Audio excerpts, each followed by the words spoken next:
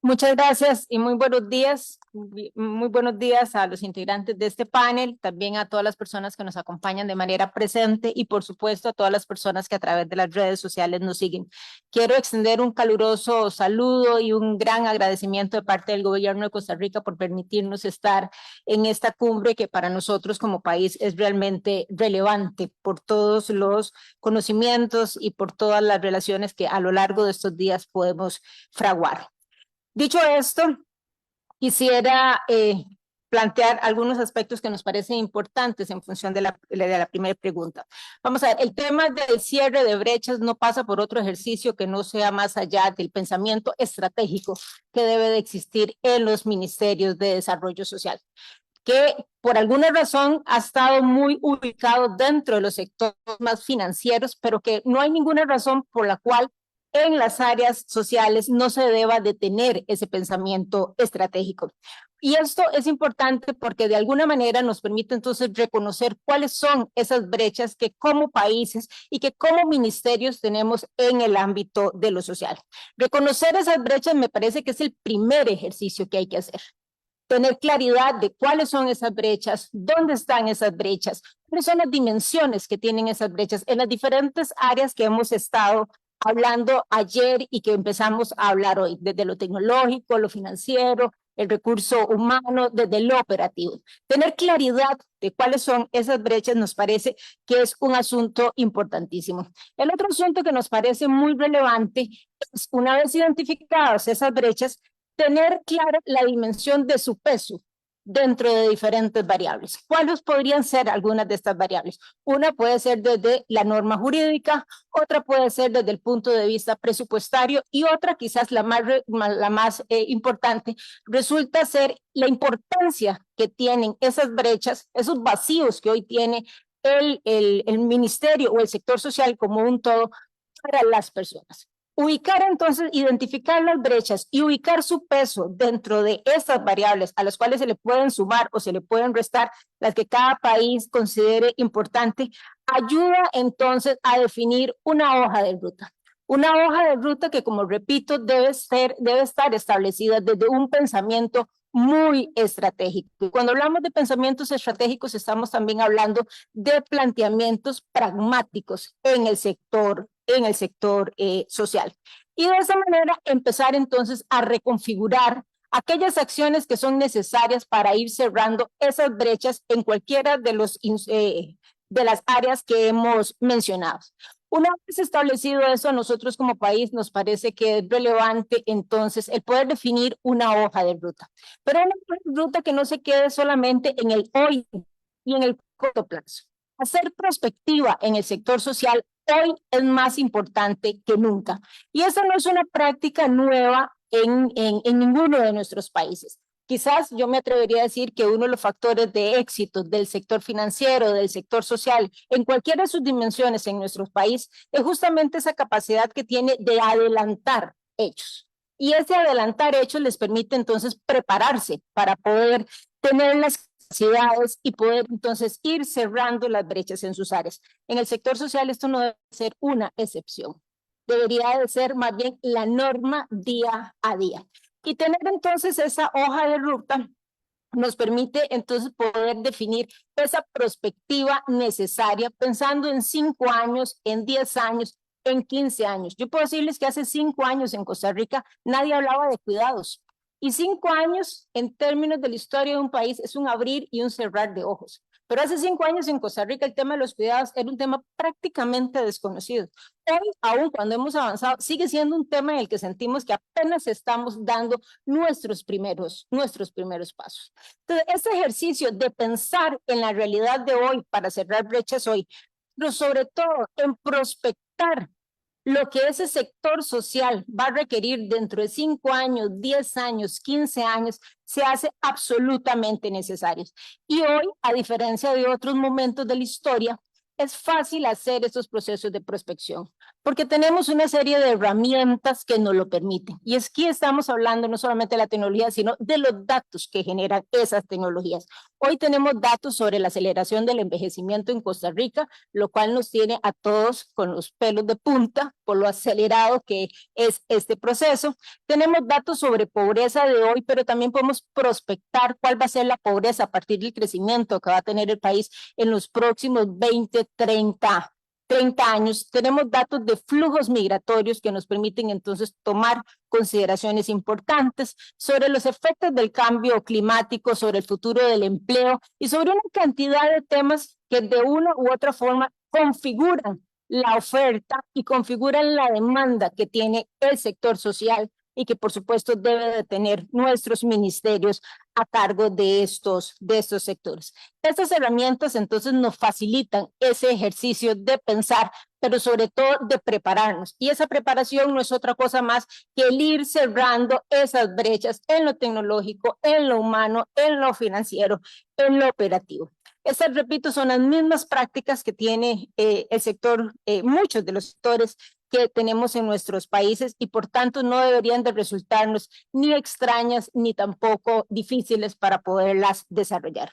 Pensar en las demandas futuras entonces no es otra razón más o no es otra posición más que la oportunidad de ir calibrando nuestros sectores y nuestras capacidades institucionales para hacer frente a esas grandes demandas. Y es que en política social, a diferencia, creo yo, de muchos otros sectores, hay que ir adelante, porque cuando usted se topa con grandes flujos de personas, con grandes poblaciones que requieren de una atención que debe de ser inmediata, no a futuro, las respuestas tienen que estar previamente preparadas para poderle hacer frente a esas demandas. No podemos nosotros como sector social, consideramos en Costa Rica, continuar trabajando en el día a día, incluso llegar hasta tarde a esas demandas.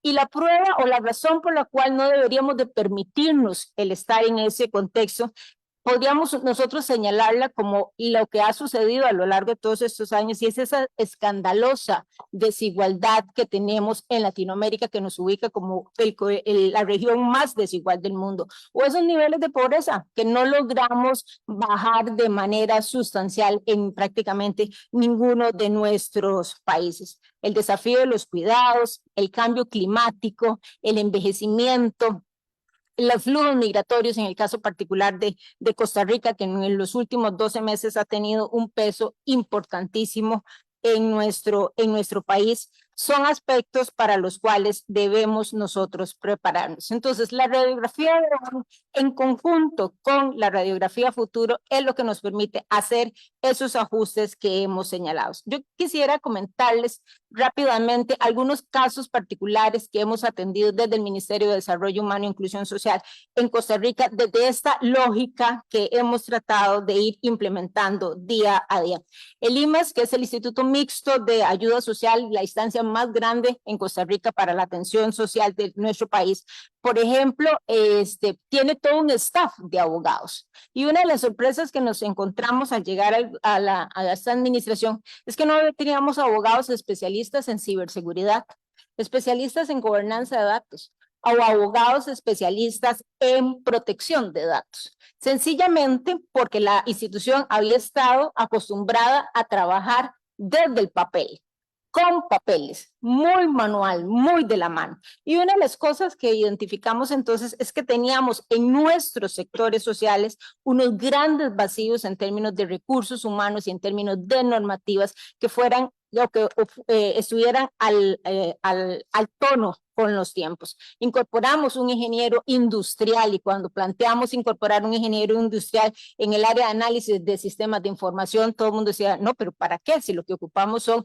profesionales sociales. Y resulta que la incorporación de ingenieros industriales en estas áreas de análisis de información social nos han permitido entonces de manera sustancial y muy rápida, muy rápida, a partir de los mismos recursos que tenemos, varios resultados importantes. De febrero para acá incorporamos un formulario digital que se convirtió en la puerta única de ingreso al flujo de atención de la institución, y esto no solamente nos ha generado una cantidad sustantiva de ahorros financieros, sino que nos ha permitido atender el 60% más de la población que atendimos el año pasado exactamente con los mismos recursos, incorporándole eficiencia al sistema a partir entonces de esa reconversión y de esa identificación de dónde teníamos los vacíos y de ir entonces ajustando esos vacíos en las áreas operativas, en las áreas humanas, en las áreas tecnológicas y demás.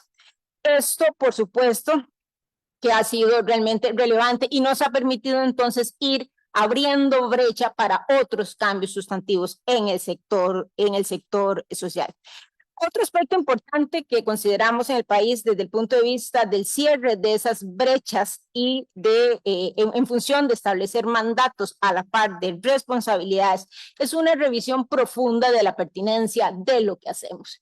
Si hay un sector que es bueno para adoptar prácticas buenas y prácticas no tan buenas, es el sector social, ¿verdad? Y esa pertinencia nos parece que es absolutamente relevante, porque nos permite entonces el poder focalizar nuestros limitados recursos financieros, humanos, operativos, administrativos, como ustedes le quieran llamar, nos permite centrarnos en aquellas cosas que son realmente relevantes para la población en el país, ¿verdad? Y de esa manera quitarnos todos aquellos elementos que lo que hacen es eliminar o disminuir nuestra eficiencia o nuestra capacidad de atención. Eso nos parece que es una tarea importantísima. Esos análisis de pertinencia en función de nuestros mandatos y en función de nuestras capacidades.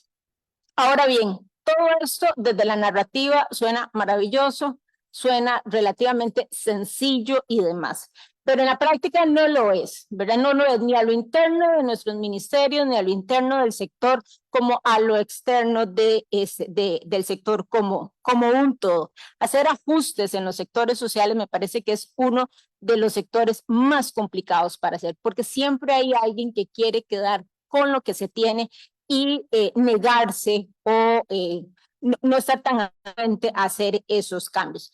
Pero justamente por esa razón es que los datos se convierten en un aliado importantísimo para plantear estos cambios que son necesarios. Cuando usted le habla a las personas, a los jerarcas, a los tomadores de decisiones, a los políticos, a partir de datos contundentes, esto hace que la conversación tome otra forma y tome otro tono. Y esto habilita entonces la capacidad política que tenemos los ministerios para llevar adelante los cambios, no solamente a lo interno de la institución, a lo interno del sector, sino que también con otros actores que son claves en la dinámica social del país. Otro aspecto que ha resultado ser realmente relevante para poder cerrar estas brechas es el tema de la comunicación, no solamente a lo interno, sino que también a lo externo de la comunicación. Rápidamente quiero contarles que nosotros presentamos hace más o menos unos 8 meses a la corriente legislativa un proyecto de reforma del sector social, donde estábamos tomando 5 de 16 instituciones que integran el sector social. Solamente 5, las más pertinentes, las de mayor peso y demás dentro de esta reforma. Y cada vez que le damos a alguien el proyecto para que lo revise y nos haga sus comentarios, siempre tenemos de vuelta una propuesta de su propia visión de lo que debería ser la reforma del sector social. Yo podría contar que en este momento tenemos más de 120 diferentes posiciones de lo que debería ser el sector social. Y por eso el tema de la comunicación se convierte en un asunto realmente importante para poder construir y cerrar estas brechas que nos permitan entonces equilibrar los mandatos con las capacidades institucionales. Entonces retomo ya para finalizar. Uno, sin datos es muy difícil. Y los datos los generamos a partir de toda la información que día a día nuestro sector recolecta. Sin una hoja de ruta es muy difícil focalizar y ser eficientes en esta labor de pensamiento estratégico que requiere el sector social. Sin escenarios futuros y claros sobre esas demandas, también se hace difícil el poder ir equilibrando o ir calibrando nuestras instituciones. Y por supuesto que todo esto es absolutamente indispensable para poder cerrar de manera objetiva, pero sobre todo de manera responsable, las brechas que hoy cada uno de nosotros enfrenta en los diferentes ministerios. Muchas gracias. Ministra León, siguiendo con los relevamientos de la urgencia que usted misma planteó anteriormente, tiene la palabra. Gracias, don Rodrigo. Tal vez en síntesis diría 3 asuntos. Uno, que estos son tiempos altamente y fuertemente desafiantes para el sector social. No solamente porque no hemos atendido lo que hace 25, 50, 70 años hemos ido acumulando, sino porque también tenemos ahora una nueva serie de desafíos que no estaban en el radar hace un par de años atrás y que se suman. Entonces, esos son asuntos realmente desafiantes para todo el sector social en cada uno de nuestros países. Entendamos entonces que esos desafíos que hoy tenemos y los cuales además tenemos que atender son desafíos que no se pueden vivir desde una postura de la soledad. Hay que abrir los ministerios, tenemos que abrirnos para trabajar con otros actores.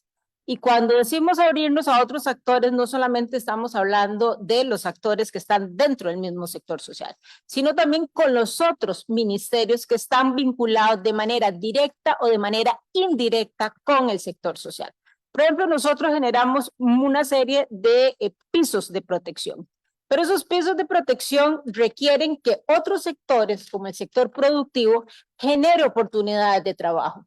Y ocupamos que otros sectores, como el sector educativo, genere capacidades para poder realmente aprovechar esos pisos de protección que le permitan a las personas ir abriendo. Entonces, esa postura de soledad que me parece hemos estado a lo largo de muchísimos años, llegó el momento de abandonarla y de abrirnos a trabajar, como bien lo decía el ministro de Brasil, no solamente en la amplitud de nuestros sectores, sino con otros sectores, incluso fuera de la misma institucionalidad pública. Hablar con las cámaras empresariales, hablar con la academia privada y pública, hablar con otros actores que de una u otra forma contribuyen para ir sacando estas grandes tareas que nosotros tenemos.